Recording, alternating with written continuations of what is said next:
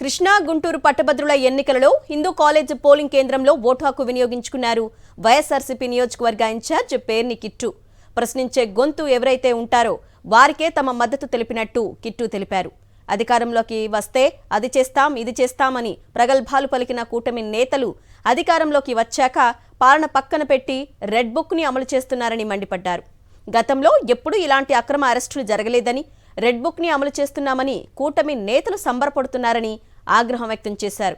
కూటమి సర్కార్ చేస్తున్న ప్రతి పనిని రూల్స్ మీరి ప్రవర్తిస్తున్న అధికారులను గుర్తుపెట్టుకుంటామని, వీటికి పర్యవసానాలు తీవ్రంగా ఉంటాయని హెచ్చరించారు పేర్ని కిట్టు. ఘోరంగా ఎంత అంటే ఇటువంటి తీరు ఏనాడు జరగలేదు.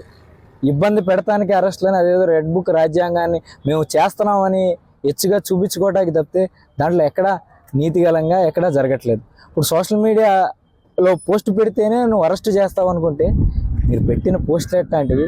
ఆ రకంగా అరెస్టులు చేస్తే భావ ప్రకటన స్వేచ్ఛ ఉండేది కాదు. ఖచ్చితంగా ఇప్పుడు ఏదైతే అరెస్టులు చేస్తున్నారో ఖచ్చితంగా దానికి పర్యవసానాలు అనుభవించక తప్పదని చేసే ప్రతి ఒక్కరికి, ముఖ్యంగా వాళ్ళంటే ఏదో ఒకటి చేస్తారు. అధికారులు ఏదైతే నీచంగా రూల్స్ దాటి అరెస్టులు మొదలెట్టారో ఖచ్చితంగా వాళ్ళకు కూడా ఇవన్నీ గుర్తుంచుకుంటాం, మర్చిపోం అనేది మాత్రం మీ అందరికి గుర్తు.